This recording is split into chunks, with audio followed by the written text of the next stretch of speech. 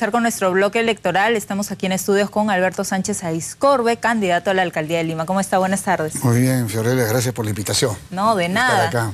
Bueno, hemos estado escuchando las declaraciones del presidente Ollanta. ¿Usted qué opina sobre esta encuesta del poder? ¿Cree que el presidente debería preocuparse porque él se ha mostrado muy tranquilo? Sí, lo veo tranquilo y está bien que sea así. Yo creo que esto es relativo, ¿no? Indudablemente que la esposa tiene una presencia fuerte, importante y eso lo refleja esta encuesta, pero creo que ahí debe quedar, ¿no? Yo creo que los dos están haciendo, en términos generales, un trabajo en conjunto y ya, bueno, es término de cada uno, ¿no? Y hablando de encuestas, ¿usted cree realmente en las encuestas? ¿Las revisa, las chequea? Sí, las vemos, todos vemos las encuestas, todos nos entusiasmamos, todos nos deprimimos. ¿Y usted está deprimido o cambiamos entusiasmado? de ánimo, no, porque en la última encuesta de Datum estamos en el voto válido con 6%. Entonces, si tú subes de 2 a 6, ya es interesante, ¿no? Y sobre todo cuando te quedan 3 semanas. Y sabemos que en muchos casos las 3 semanas últimas son definitivas, ¿no? Y no solamente definitivas, sino que a veces la tendencia cambia. Entonces, vamos a ver qué sucede, porque estoy con un partido fuerte, un partido muy organizado. Lo único extraño es que cuando empezamos a subir, que son 2 oportunidades ya, vienen hechos que aparecen ahí, no sabemos si son una casualidad. ¿Cómo cuál es? Por ejemplo, lo que ha sucedido ahora, he estado escuchando, y creo que con cierta ironía han calificado como Barranca 2 el caso del secretario general del partido. Joaquín Ramírez. Exacto, ¿no? Entonces yo no me explico estos de golpe, estas apariciones, y no sucedió antes, ¿no? Nos sucedió incluso mostrando permanentemente la K de Fuerza Popular, el símbolo del partido, como ahí está, miren lo que era, resultó ser yesocaína, ¿no? Entonces, esas cosas molestan o preocupan, pero hay que tenerlas en cuenta, es parte de cierta guerra, me imagino, que preferiríamos que no se dieran las condiciones que se dan en muchos casos, ¿no? Pero llama la atención que estos 2 casos son de su partido. Sí, y extraño, ¿no? Eso es lo que dice. ¿Y en campaña? En campaña, ¿no? Entonces, tomemos las cosas con calma. Hay 3 semanas, nosotros estamos con las pilas puestas. El domingo he estado con Keiko en en San Martín de Porres, haciendo un recorrido, y realmente la aceptación. Yo he recorrido en varias oportunidades y hemos visto también por televisión la aparición de líderes que son populares, que tienen presencia, pero lo que he encontrado, digamos, de respuesta de la población, hombres y mujeres, niños y jóvenes, la identificación con Keiko, que es la lideresa del partido, es muy, muy grande. Hay una preocupación seguramente de que el fujimorismo pueda tener una presencia importante en estas elecciones, pero indudablemente creo que todo está fijado o se está pensando en en la próxima justa presidencial. Entonces no hay que tener temor, no hay que estar pensando siempre en que hay una sombra del pasado pesada, que no hay futuro, que tenemos esta desorientación. Yo creo que en este momento hay partidos antiguos que están funcionando, partidos nuevos que se están consolidando, y yo creo que ese debe ser el objetivo, incluso de este ejercicio democrático que vienen a hacer estas elecciones municipales. Veamos, he visto en algunos momentos alguna suerte de competencia sana, de ideas que se dan, y no de confrontación, no de golpes bajos, no de buscar cómo tumbar, sino cómo subir uno. Y eso es lo que creo que debemos hacer todos, ¿no? Y estaremos ahí mucho más contentos, la población misma va a poder escoger entre las ideas, entre las posibilidades, y decir concretamente qué es lo que se va a hacer, ¿no? ¿Cuál es su evaluación? ¿Por qué usted cree que no se encuentra en estos primeros lugares, como dicen las encuestas? Eso habría que preguntarlo a la población, ¿no? Yo creo que el respaldo es mayor. Que una periodista ayer me preguntaba si yo pensaba que había un voto escondido del fujimorismo. Es posible que en este momento no se manifieste, o es posible también que a ciertas zonas no se llegue. Pero yo lo que veo en las zonas más populares, un apoyo muy fuerte, porque saben que hay un trabajo que viene haciendo Keiko, que no solamente lo está haciendo a nivel de Lima, sino recorriendo todo el país. Pero sí se le reconoce el fujimorismo como la primera fuerza de oposición, sí. Entonces De repente usted no ha sido la mejor elección para que represente al partido en estas elecciones. Bueno, eso ya es una apreciación. Keiko ha tenido otra opinión y los que han propuesto mi candidatura también, ¿no? Entonces eso ya hay que dejarlo, ¿no? Yo, como te digo, sientes que hay incluso esto de las redes es muy, muy cuestionable. Los troles, cada vez que he subido, ¡pum!, atacan en vez de ideas, es decir, oye, este señor está equivocado, ¿cómo va a plantear? O sea, a mí me plantean el monorriel yo digo, no, esto es una barbaridad, es una tontería, ¿cómo se plantea esto para la ciudad? Cuando estamos trabajando un sistema que es el sistema moderno y en el que llevamos muchos años de retraso, que es el sistema subterráneo que debe tener esta ciudad. ¿Cree que le hubiera ido mejor si hubiera ido a la reelección en la Municipalidad de La Victoria? No, es que 8 años es un periodo, yo no creo que debía pasarse más de 8 años. ¿Pero no le faltaron cosas por hacer? Falta mucho por hacer en La Victoria, el atraso de La Victoria es de 30, 40 años, pero yo en ese momento no veo este tema porque hay un tema de fondo que hay que resolver. Los presupuestos municipales son bajísimos. ¿El de La Victoria también es bajo? No solamente bajo. Tiene una deuda histórica impagable de 300 millones de soles. Lo mismo lo tiene el Callao, está en segundo lugar, y el primer lugar lo ocupa la Municipalidad Provincial de Chiclayo, en cuanto a deudas, impagables. Entonces requieren, bueno, el Callao tuvo no la suerte, digamos, merecimiento de tener un canon aduanero. Entonces, la única solución, en el caso de La Victoria, es el canon de lo que produce. ¿Qué le produce La Victoria al gobierno central? En impuesto general a las ventas, impuesto a la renta, todas las empresas. Más de 2.800 millones de soles, 2.800 millones al año.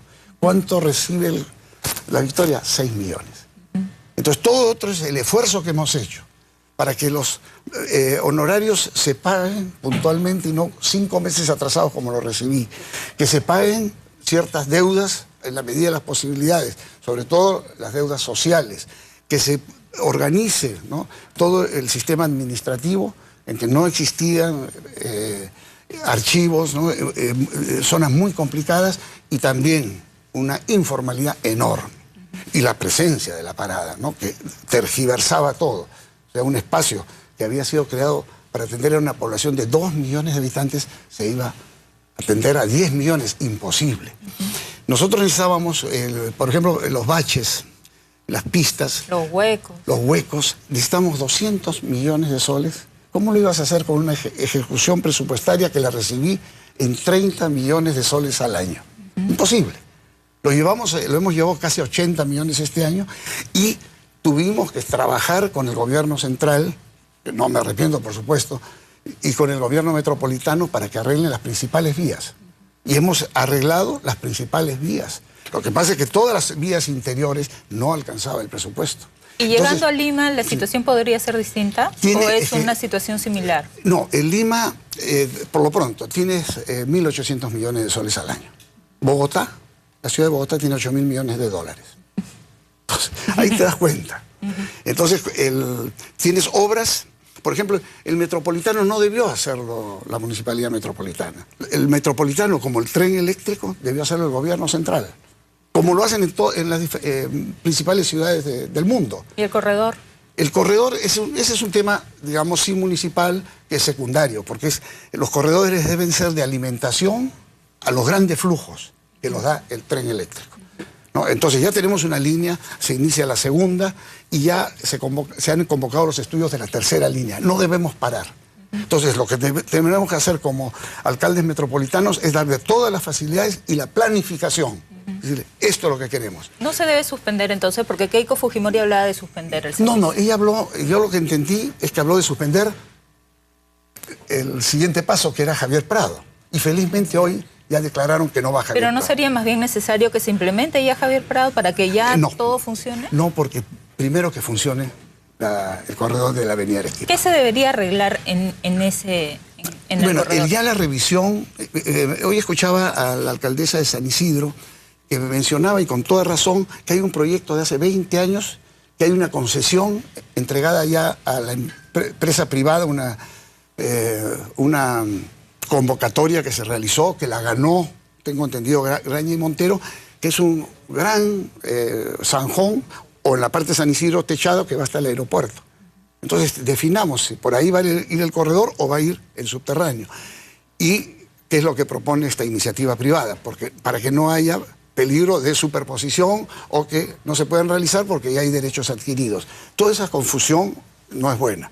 Entonces Javier Prado, yo lo dejaría que pasen las elecciones. Yo creo que fue un momento equivocado de lanzarlo. Quizás la intención fue, bueno, aquí voy a demostrar que empieza la reforma del transporte y desgraciadamente han habido muchos problemas. Ahora ya está sobre el caballo. El caballo es chúcaro. Tienes que dominarlo. Hay que seguir nomás, seguir para adelante. Seguir, corregir, que las zonas altas del RIMAC sean atendidas y que los alimentadores funcionen. Entonces, ¿qué pasaría por el transporte usted? ¿Cuál sería su, lo pronto es las 6 líneas. Se pueden tomar. Nosotros tenemos un problema de paralelas. No sé si será claro para el televidente, pero si uno se pone a pensar en Canadá, se pone a pensar en Javier Prado, se pone a pensar en Primavera, más allá Benavides, ¿qué distancia hay entre esas avenidas paralelas? Eso ha sido un gran error de planeamiento de la ciudad. Entonces eso ocasiona a la larga un problema que no previmos. Los arquitectos, los urbanistas que trabajamos en la ciudad, no hemos estado atentos a eso. Entonces se proyecta, por ejemplo, la avenida Canadá, ¿y con qué se topa la avenida Canadá al final, yendo hacia el este? Con Salamanca de Monterrico, que es una ciudad, o sea, un trazo totalmente independiente del trazo de la gran ciudad. Y lo mismo sucede en Torres de Limatambo. Lo mismo sucede, podemos poner varios ejemplos, el mismo San Borja. Tú te pierdes la orientación cuando vas por las avenidas y de repente terminas en el mismo sitio que había salido. Mal planificado. Tú tienes que tener, bueno, algunas cosas se pueden plantear en ese sentido, de recuperar algunas paralelas que van a requerir un esfuerzo. ¿Cómo se tiene que hacer en una ciudad que está desordenada, que creció sin una planificación adecuada y que se ha extendido a todas las zonas periféricas, básicamente en base a invasión y a autoconstrucción? En seguridad ciudadana, ¿qué se puede Seguridad hacer? ciudadana, tenemos justamente celebrando, no celebrando, sino recordando hoy, el 11 de septiembre, la toma de Abimael Guzmán y la caída del terrorismo. Yo llevo en la lista como teniente alcalde a Marco Miyashiro, que fue uno de los artífices de este tema. Entonces, sostiene con razón el triángulo virtuoso de la Policía Nacional con el gobierno municipal y el vecino. Ahora, ¿qué sucede con el vecino?